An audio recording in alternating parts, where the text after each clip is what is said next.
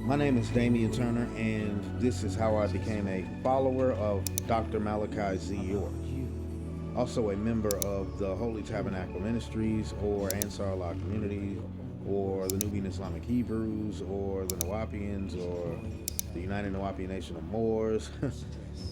There's a lot of different names to the organization. In fact, that's one of the things that a lot of times people know us as an organization particularly for, is that our name changes so often. That's because of different schools of thought, according to Malachi York, that he takes us through these different schools of thought to teach us various different aspects of knowledge from different geographical locations or also ancient civilizations, also different religious thoughts or spiritualities, different knowledges and things like that. That's the reason for all of that, according to him. So I was a part of the Nashville Tabernacle, the Nashville, Tennessee Tabernacle, and this is primarily what this particular video is going to be about. This video is going to be about some things that happened in the Nashville Tabernacle. How I got a part of the Tabernacle was a person downtown when the buses were downtown Nashville. There was a particular vendor. It's crazy. He was a vendor, and his name is Go Vendor. Okay, he looked like an Ansar as far as how he dressed. He wore a jalabia, but he had long dreadlocks like a Rastafarian, and also he had like a Hindu beanie or red dot on the center of a third eye, ujat, whatever, in the center of his head. This is where I first was able to get incense from the tabernacle, the all incense, the all oil. But I don't believe, was a part of the tabernacle. He could have possibly been, but I don't, to this day, believe that he was officially a part of the actual Nubian Islamic Hebrews. Now, there was and is, I would say, still a sheikh of the Nashville community, the Nashville Tabernacle. His name, I won't give you that, but he is our sheikh. Very knowledgeable brother. In fact, he taught us martial arts, taught us various forms of meditation. To this day, a lot of the things that I can attribute to the teachings of Malachi York, as well as some of the teachings of the intermediate teachers that were up under him, like this particular gentleman I'm talking about, known as our sheikh. He was very, very intuitive, very, very knowledgeable, very, very wise, just like any of the what you would call like the karate or kung fu martial arts masters, the older Chinese men with the long white hair and the long white beard, with the long white robe on, that sits and he holds a cup of tea when he does kung fu. That's kind of how Sheikh was and is, even still to this day. He is very mystical, very, very esoteric, and very knowledgeable, very wise. As a persona, you will notice the wisdom pouring off of him. So, just to big up Sheikh, that's our Sheikh. When I call him Sheikh, I'm just saying his title. I'm not telling you his name particularly. Those that know will know, and those that are in the tabernacle, if you want to do that research, you can figure that out for yourself. But just as for internet purposes or social media, I'm not going to divulge his name, things like that. Now, there are other people that I will say their name. I won't say their whole name. Maybe I'll say their first name. There's an individual I might talk about named Jesse, an individual I might talk about named Chris, an individual I might talk about named Lamuel, an individual I might talk about named Sadiq, an individual I might talk about named Isam, an individual I might talk about named Israel. These are different members and fortified like pillars of the original Nashville Tabernacle that I have all in total credit for being a knowledgeable brother in the knowledge because of these people being the original members, the original students up under the master teacher. They were master students that learned this information and perfectly, I would believe, passed it on to the younger generation that were coming up under them. Now, on Jefferson Street, there is still to this day a remnant of the building that we had as a tabernacle. Now it's a business. There's where we consider or call the business college crib. At the corner of the building is where our tabernacle was. Okay, it's not there anymore. Our tabernacle is not a standing tabernacle as of today, but this is where it was located originally when I became a part of the organization known as the Nubian Islamic Hebrews. So here in Nashville, we would go out, we'd have a quota, we would go to the corners of like the meeting places, chief concourse, people going back and forth. We would have posters, we would have tables, incense, soap. The posters would be of Malachi York, or they would be of Yahshua, Jesus. They would be of different prophets, maybe. There would be, just various different depictions of cultural art that is attached to our people, black people, Nubian people, melaninated people. We are the ones that were responsible for keeping up with the tradition of teaching this knowledge here in Nashville. We had a lot of opposition. A lot of the Christians, of course, did not like this doctrine that we were teaching, primarily because, people believe us to be heretics. They say, oh, y'all are heretics. You guys are against the Bible. You're against Christianity. You're against Jesus, but you're claiming that Jesus is communicating with your leader, or that Jesus speaks through your leader, or the angel Michael speaks through your leader. So this is how a lot of the controversy got started as far as different debates down in Nashville. Mount Zion. We had the Gentry Center, Jefferson Street Missionary Baptist Church. There was various different people that we came in contact with that we were bumping heads with and did not like our course of action with teaching this type of doctrine down here in Nashville, Tennessee. We were looked at as Muslims, even though we believed in Jesus. We called him Yahshua. That's his original Hebrew name, more of a modernization, but the Hebrew that we knew of and we spoke of, his name is Yahshua. Yahshua and Bar, the Aramaic, which means son of, and Elohim, which means God. Yahshua, Bar, Elohim. Jesus, the Son of God. This is what we had on posters that you would see Yahshua on there as a Nubian black person with an afro, parted in the center of his hair. Big afro. White robe on and different things like that with a golden girdle, girded about the paps with a golden girdle. You know the Revelations chapter 1 and verse 14 quote that's in the Bible talking about how Jesus looked. This is how he's depicted on our posters. And a lot of people was not ready for a black Jesus in Nashville. And then people would say that Jesus is not really Jesus, that's really your leader. Your leader is who painted himself as Jesus, and you all are idol worshipers for believing that that's really Jesus and having some type of adoration and concern and worship of this character, but it's really your leader that's dressing himself up as that, parading around as he's Jesus. That's what people believe. So I'm here to say I never believed that Malachi York was Jesus. Ever. Not one time while I was in the teachings, just full on accepting it and believing it and being indoctrinated, as some people would say. But as a believing Nawapian, believing Ansar, believing Nubian Islamic Hebrew, I never believed that Malachi York even considered himself or thought of himself as Jesus. He's always been known among us affectionately as the angel Michael.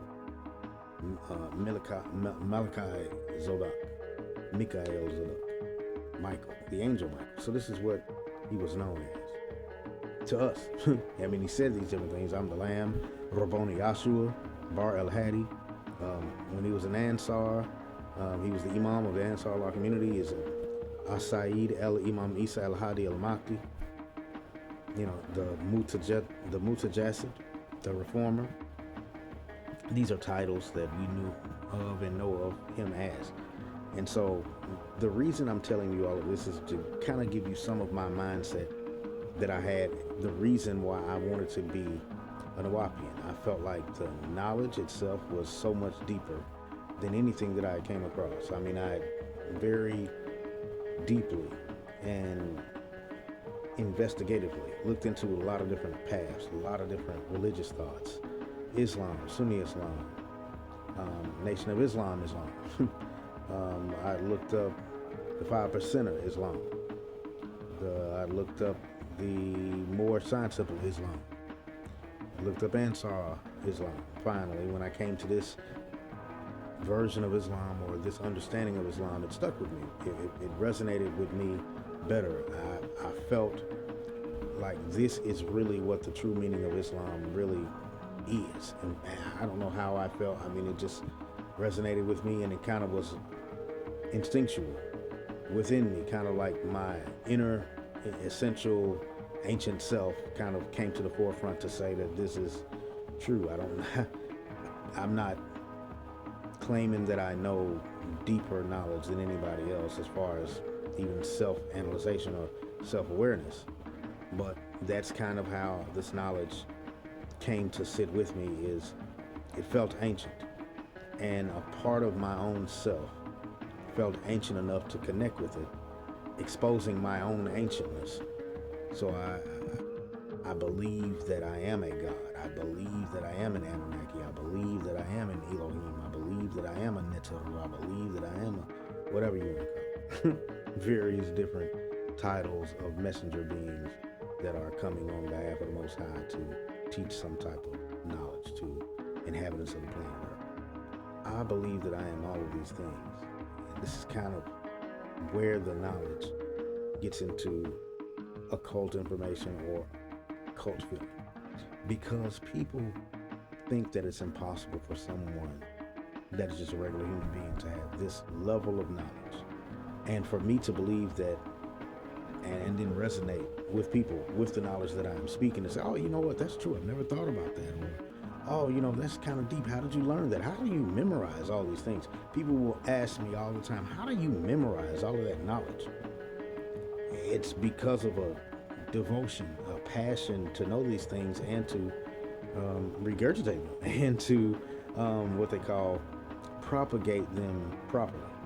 I have a desire to really vocally and articulately express the knowledge of Malachi York to the best of my ability, as articulately as I possibly can, and also verbatimly factual. I don't want to say a philosophical version of Malachi York's knowledge. I want to tell you the absolute truth pertaining to what I know Malachi York was trying to say.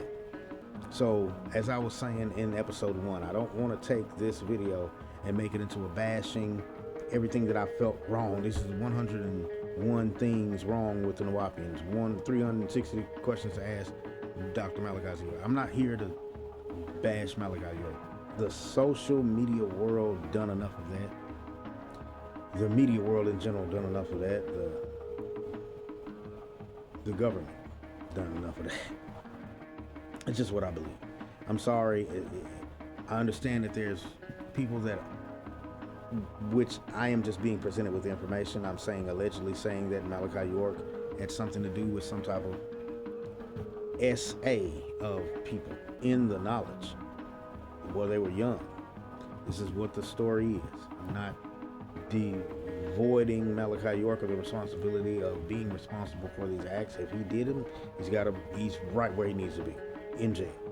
If he did do that, and you know, to all the bad things that are due his way, if he did really molest children.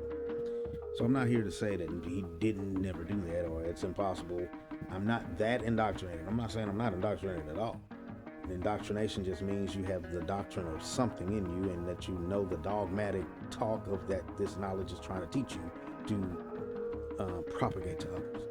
So I'm sometimes dogmatic in my approach to the Wapu, but at the same time, I'm genuine and my intentions are real as a human being, and I'm not into no type of children abuse. I'm not into none of that. I don't care anything about what people try to idolize Malachi York to the point of impossibilities of what he could possibly do. So I'm not here to put him on a pedestal to the point to try to declare him as God in flesh, or Jesus in flesh, or Michael in flesh. I'm saying that because that's what he's claiming. I'm not saying that he's not, and I'm not saying that he is. I'm just saying to analyze this because according to history, archaeology, prophecies, there's some person that's supposed to come that's called Michael, according to Daniel chapter 12, an angel, or Revelation chapter 12, an angel, if he's an angel or a man or whatever, I don't know. Doesn't say, and the angel Michael fought against the dragon. It says Michael fought against the dragon. So Yeah, he's an angel, but it doesn't like moniker him as being the mythological thing with wings that we attach to visual imagery that goes all the way back past the Renaissance era, going back as far as we can put wings on the backs of humans and say that they're angelic beings. With all of that being said, Malachi York claims to be one of these beings. Now, is he crazy? He could be. But I look at it like, for instance, on movies, right? You get a plot to a movie. There's a clear plot to a movie that you can figure out if you're looking at a movie. When you look at the movie, you can say, you know what? Everybody thinks that man's crazy. I'm going to listen to him and I'm going to see if some of what he's saying is crazy or if it has some basis in reality, if it's true. Some of the things that he said, I said, that's wow. That's really way out there. But let me go and research this and see, does it have some basis in reality? And every single time it did. So this is what hooked me. This was the bait. This was the hook, line, and sinker that got me into Nawapu, that got me into being a follower of Dr. Malachi Z York. So, I'm at 16 minutes and 8 seconds now in this video, and haven't told you a lot about the Tabernacle of Nashville besides the people that may come up in the story. There was a juicy scandal involving someone in the Tabernacle who had a husband and was either interested in one of the members' guys, a guy that went to the Tabernacle who was not officially in, but was coming to every newcomer class.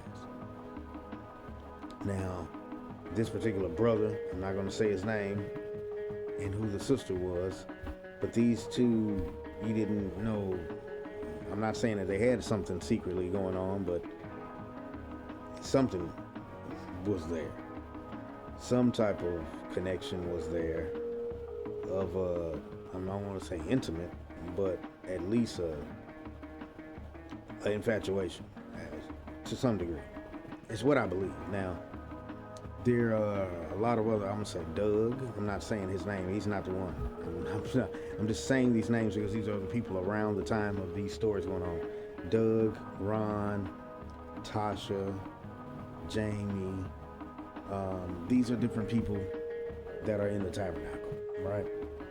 Now, none of these people, well, one of them, but you'll figure it out. I'm not going to say who. One of the names that I named had something to do with this.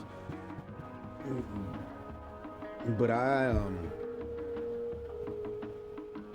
I came home, and my wife at the time, which was my first wife, I'm telling you way too much knowledge now, but my first wife was braiding someone's hair, this junk. I'm not an insecure man, so I didn't right off feel like it was anything, but it was weird.